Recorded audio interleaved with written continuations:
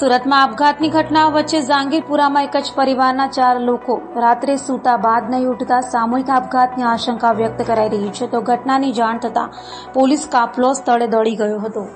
સુરતમાં કોઈને કોઈ કારણોસર લોકો આપઘાત સહિતની ઘટનાઓ કરી રહ્યા છે. રોજગાર હોય કે પારિવારિક સમસ્યા લોકો આપઘાત કરી રહ્યા છે.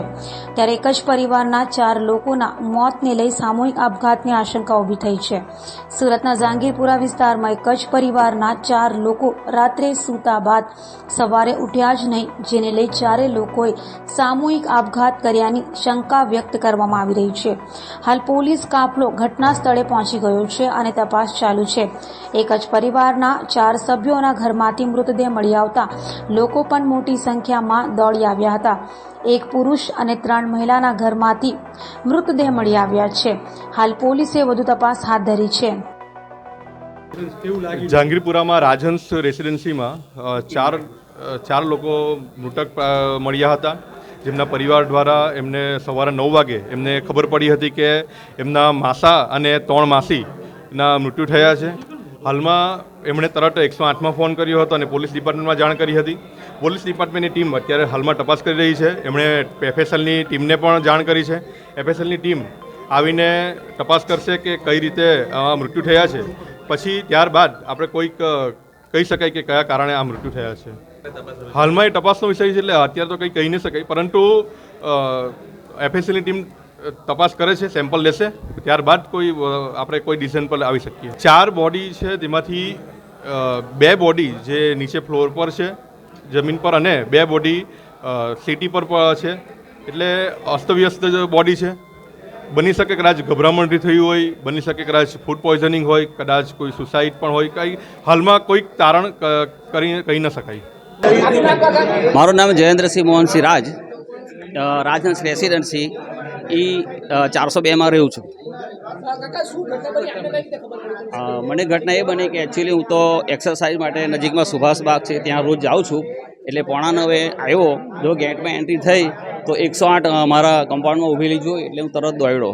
પછી નીચે પૂછ્યું 108 વાળા ભાઈને તો કે ઉપર 4 વ્યક્તિ છે ફેમિલી, 5માં મારે 504માં રહે છે, તે લોકો સવારના ઉઠ્યા નથી. એટલે તરત ઉપર દોડ્યો અને પછી જોયું, તપાસ કરી, રૂમમાં એન્ટર થયો તો 108 વાળા ભાઈએ ડિક્લેર એવું કરેલું કે ભાઈ 4 વ્યક્તિના મૃત ડેથ થયેલા છે. હવે એમનું નામ તો મને ખબર નથી, પણ એમના જે મિસ્ટર હતા કોરોનામાં એક્સપાયર થઈ ગયેલા, એમનું નામ કેશવભાઈ વાટ કરીને હતું, એમના પત્ની છે. અત્યારે એ 2 સગી બહેનો રહેતા હતા, એમનો છોકરો, છોકરાની વાઈફ ને નાનો છોકરો રહેતા હતા. આટલા વ્યક્તિ રહેતા હતા. ના, ખબર તો વિશેષ કંઈ નથી પડી, ખાલી 4 માણસોના ડેથ થઈ ગયેલા છે એટલું જાણવા મળે છે. ના, એવું કશું જાણવા નથી મળ્યું. કામ ધંધોમાં 3 બહેનો છે, એમાં એક બેન છે બેંકમાં કંઈક પટાવાળામાં જોબ કરતા હતા. એ તો હું એક્સરસાઇઝ કરીને આવ્યો ને. હા, એમના એક સન છે, બાજુના ફ્લેટમાં રહે છે, એફ બિલ્ડિંગમાં. તો એ સવારે 8 વાગે અહીંયા એમને રોટલી શાક, પેલા દાદીમાં ખરા, એમને રોટલીની શાક આપવા આવ્યા, ત્યારે કંઈક દરવાજો બંધ હતો, અંદરથી લોક હતું, એટલે એમને ખખડાયું, બૂમ કરી, પણ ખોલ્યું નહીં. પછી એમની પાસે પોતાની પાસે એક ચાવી હશે, ચાવીથી ખોલ્યું તો 4 માણસો મૃત હાલતમાં જોવા મળ્યા. એમને એવું કહેવું છે એમનું. અત્યારે જે આ ફ્લેટ છે 504 નંબરનો, એમાં 4 જણની ડેડ બોડી મળી આવેલી છે. 4માં જે મરણ જનાર છે એમાં 3 લેડીઝ છે અને 1 જેન્ટ્સ છે. એમાંથી જે એક જસુબેન છે જે મકાનના ઓનર છે, બાકી 2 લેડીઝ છે એમની બેન છે, અને પુરુષ છે એમના બનેવી થાય છે. જે 3 રિલેટિવ છે એમના છોકરાને, જસુબેનના છોકરાને ઓપરેશન કરાવ્યું હતું, એ બાબતે ખબર પૂછવા માટે આવેલા હતા. અને રાત્રે એમના છોકરાને ત્યાં પહેલે માળ રહે છે, એમના ત્યાં બધા સાથે જમેલા છે, અને જમ્યા પછી એ લોકો ઉપર ગયા હતા. સવારે એના છોકરાએ ચેક કર્યું ત્યારે એ લોકોની ડેડ બોડી મળી આવેલી છે. અત્યારે પ્રાઇમરી વોમિટિંગ ને જણાય છે, એટલે એના એફએસએલના અધિકારીને બોલાવીને સિમ્પટમ્સ જે સેમ્પલ છે સેમ્પલ કરવાની કાર્યવાહી ચાલુમાં છે. કેટલા લોકોએ જમેલું હતું? 10 જણા હતા જમવામાં રાત્રે અંદાજે. સર, કોઈ કામ રહી ગયા છે? એમાંથી રાત્રે 4 એક ફેમિલી જે હતું, 2 હસબન્ડ વાઈફ અને 2 છોકરાના, એ લોકો રાત્રે 10 વાગે એમને ભાવનગર જવાનું હતું, એ લોકો ગયેલા. એકનું નામ જસુબેન છે, બાકી એમના 2 બેન છે, શાંતાબેન અને ગૌબેન, અને જે પુરુષ છે એમનું નામ છે એ હીરાભાઈ છે. હીરાભાઈ છે, એમની દુકાન હતી ભાવનગરમાં.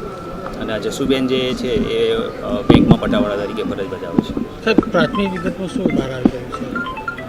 પ્રાથમિકમાં અત્યારે કદાચ કોઈ પોઈઝનસ વસ્તુ કે ફૂડ પોઈઝનિંગનો ઇસ્યુ હોઈ શકે છે અને ગેસ ગીઝર ચાલુ મળી આવ્યું છે તો એમાં ગેસ ગીઝરના લીધે કોઈ પણ શક્યતા છે કે કેમ એ પણ ચકાસવાનું ચાલુ છે.